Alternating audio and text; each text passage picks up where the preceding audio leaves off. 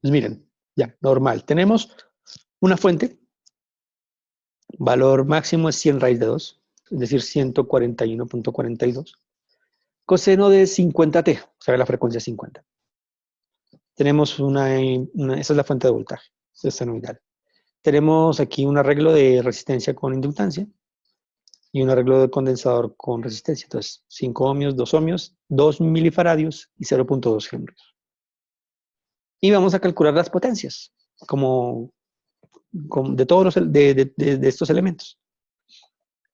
Entonces, bien. Para poderlo hacer, entonces nos vamos al dominio complejo.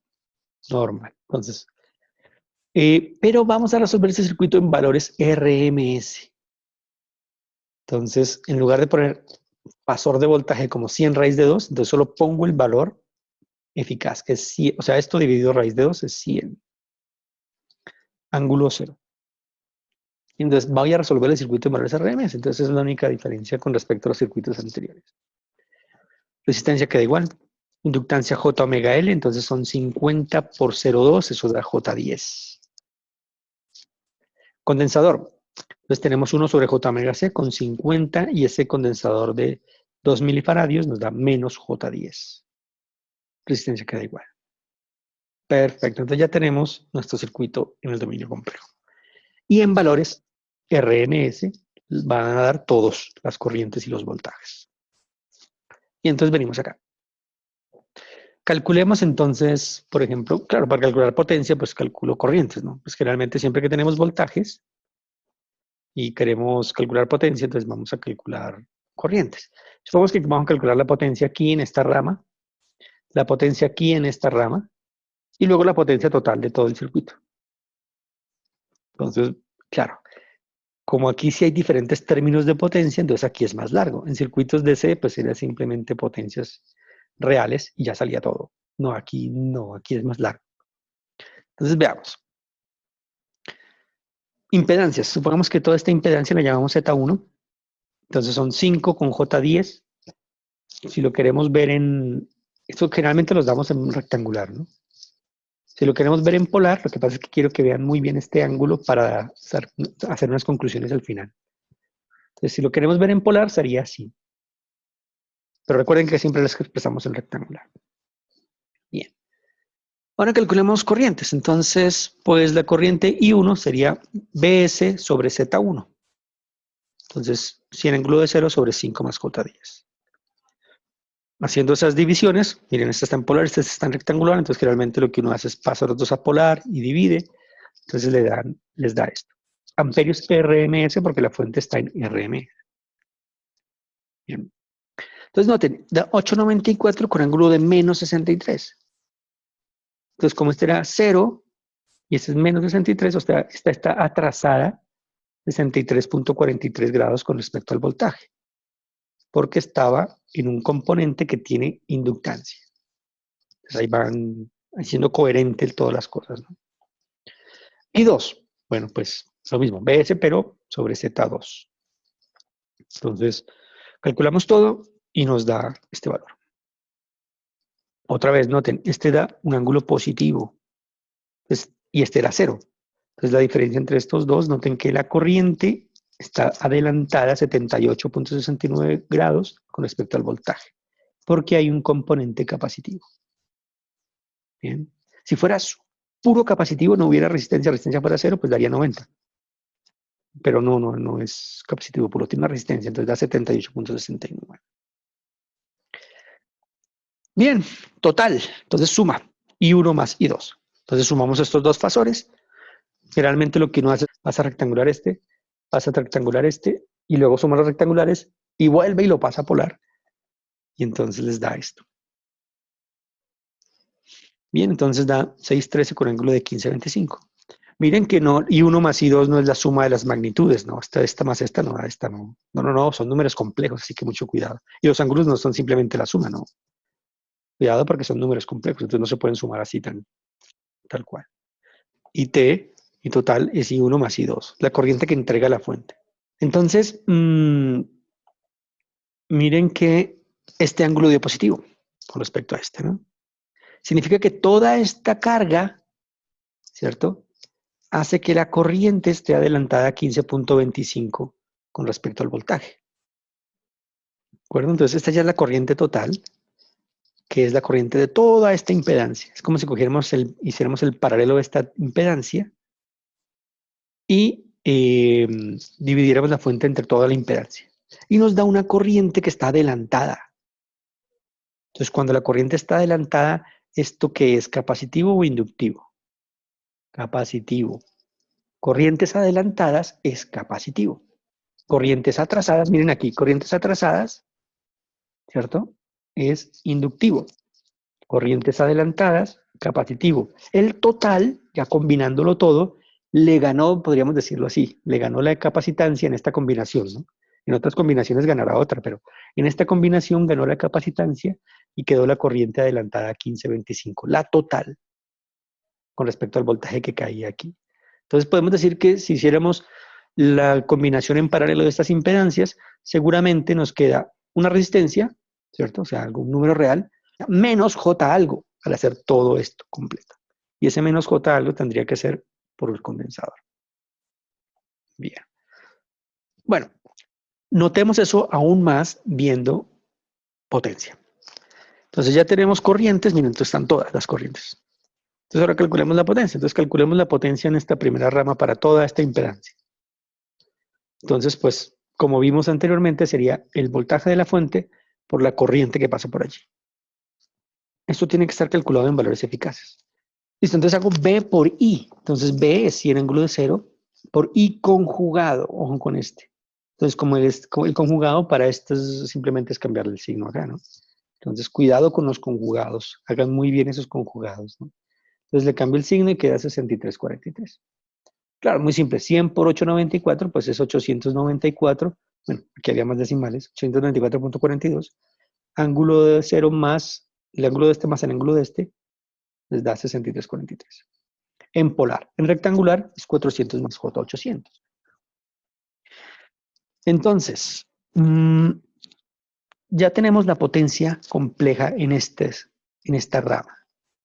Y la potencia compleja entonces dio 400 más J800. Es decir, la reactiva dio positiva. Como dio positiva sabemos que es la parte inductiva. Sí, recuerden, la inductancia y la capacitancia consumen potencia promedio. O sea, la potencia promedio aquí es 0. Claro, entonces estos 400, que es potencia promedio, son de la resistencia. Y estos 800, que son reactivos, son de la inductancia. ¿Bien? Bueno, ya visto como un total, como un todo esta rama, entonces esta rama consume 400 más J800, es decir, una potencia activa y otra potencia reactiva. Una potencia que se gasta en calor y otra potencia que recuerden que no se gasta. Es esa que está yendo y volviendo, ¿no? Bueno, lo mismo para la potencia compleja en la segunda rama, que es esta de aquí. Entonces, BS por IS, entonces recuerden que ponemos el signo ahí y nos da estos valores. Potencia activa, 192.3, esa será la de la resistencia. Potencia reactiva, menos 961.53. Claro, esa será la del condensador. Como dio negativa, sé que es un condensador. En polar, pues nos queda esto mismo de acá. Bien. Bueno. Noten que el ángulo de la potencia compleja 1 y la impedancia 1 es el mismo. Correcto, siempre da el mismo. El ángulo de la potencia compleja 2 con la impedancia 2 es el mismo. Bien, cosas interesantes allí, ¿no? Bueno. Potencia total. Sumo las potencias. Recuerden, como en circuitos DC, las potencias pues se suman. Tengo una potencia de cada elemento y las voy sumando. Entonces tengo una potencia de esta impedancia, tengo una potencia de esta impedancia. La sumo. Entonces miren, 400 más J800 sumado con esto. Entonces, miren, 400 más 192, pues 592. Estas se contrarrestan, miren. Claro, porque tengo una parte inductiva que da con Q, que es la reactancia, que es la potencia reactiva positiva, se contrarresta con esta negativa de acá. Entonces 800 menos 961. Pero miren que ganó el condensador porque tenía más potencia reactiva. Entonces quedó menos J161. Entonces, en total, el circuito se comporta más capacitivo porque tiene una parte reactiva, una parte de potencia reactiva negativa. Entonces, yo me doy cuenta por acá que ganó la parte capacitiva, por decirlo de alguna manera, esto de ganó, ¿no? Entonces, era lo que decíamos de la corriente. Todo tiene coherencia allí. Si lo vemos como ángulo, entonces nos queda, como polar, perdón, nos queda 613.94 con ángulo de menos 15.25. Bien. Entonces, si ven cálculos de potencia, simplemente hacer las operaciones correctamente de los números complejos que tenemos ahí. Calculamos voltajes, calculamos corrientes, calculamos la potencia compleja como V por I conjugado y nos da. Y luego podemos sumar potencias y todo eso. Entonces, en números complejos. Bien. Vamos a la parte adicional que es factor de potencia. Entonces, vamos a calcular el factor de potencia para S1, factor de potencia para S2, factor de potencia para S total. Entonces recuerden, factor de potencia, digamos, hay dos formas de calcularlo. Coger la potencia promedio y dividirla entre la potencia aparente. Entonces, por ejemplo, cojo la potencia promedio, que es 400, y lo divido por la potencia aparente, que es la magnitud de la potencia compleja. O sea, 400 dividido 894.42. Lo mismo acá. Y lo mismo acá. Pero también la puedo calcular con los ángulos. Recuerden, como en estos circuitos solo hay una frecuencia, entonces puedo hacerlo así. Si hubiera muchas frecuencias, tengo problemas con esta ecuación de acá. Solo podría hacerlo con esta de acá. Bien. Entonces, hagámoslo con los ángulos. Entonces, por ejemplo, tenemos coseno del ángulo de voltaje menos el ángulo de corriente, que es el coseno phi.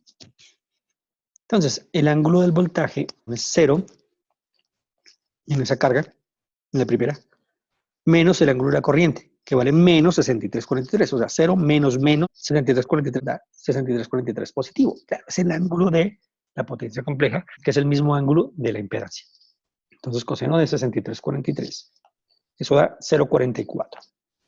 Como sé que es inductivo, entonces tengo dos formas de hacerlo. Como sé que es inductivo, perdón, por la impedancia o por que la potencia reactiva dio positiva, les digo que está en atraso. Recuerden, todo lo inductivo da en atraso. Otra manera, el ángulo teta menos psi, o sea, 0 menos 63,43 dio positivo. Entonces, el coseno no le importa eso, pero a nosotros sí. Entonces decimos está en atraso. Entonces, la respuesta completa es factor de potencia 0.44 en atraso. Significa que en esta rama la corriente está atrasada con respecto al voltaje. Y sí, ya lo sabíamos. Aquí está. Factor de potencia 2. Entonces, ángulo del voltaje 0, menos ángulo de la corriente y 2, o sea, 0 menos 78,69. La negativo significa en adelanto. Lo mismo, sabíamos que la potencia reactiva era negativa, entonces sabemos que está en adelanto. O lo mismo por la impedancia. Hay diferentes formas de saberlo, ¿no? Este ángulo de negativo está en adelanto. La potencia reactiva de negativa está en adelanto. El ángulo de la impedancia es negativo, está en adelanto.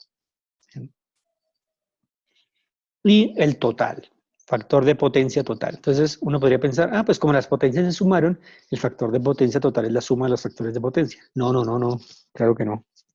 No, porque no es así, son fórmulas no lineales, no tiene cosenos y todo eso, cosas no es igual. Entonces no puedo sumar los factores de potencia para calcular el final, no. Entonces, ¿cómo hago? Pues cojo la potencia compleja completa, y miro su ángulo, ¿no? Y le saco el coseno a ese ángulo. O potencia promedio sobre potencia aparente, este sobre este.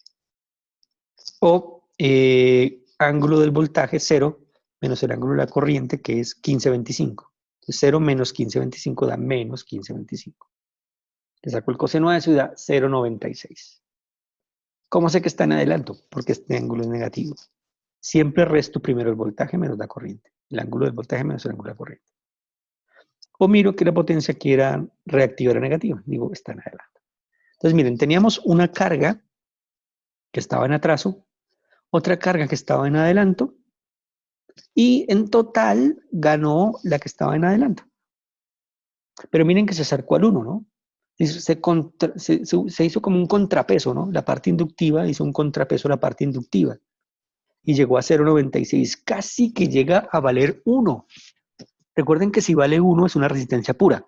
Es decir, hubiéramos logrado que esta parte cancelara completamente la inductancia de esta parte y que el circuito completo en total se comportara como una resistencia. Pero bueno, no alcanzó. No alcanzó. Seguramente, como ganó la capacitancia, tendríamos que poner más inductancia aquí.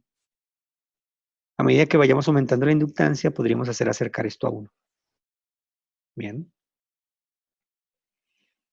Bueno, así es como se calculan entonces los datos de potencia en un circuito en el dominio de la frecuencia. En circuitos de C es V por I nomás. No, aquí la potencia compleja es V por I conjugado. Y eso nos da potencia promedio, potencia relativa, potencia aparente, factor de potencia. Todo eso de este cálculo podemos sacarlo, ¿no? Pues miren que hay muchos más términos ahora. Ahora es importante que se acostumbren a cuándo es capacitivo, cuándo es inductivo, cómo calcular los factores de potencia, la potencia completa, cómo calcular la potencia promedio, cómo calcular la potencia reactiva. Entonces hay que acostumbrarse un poquito a eso.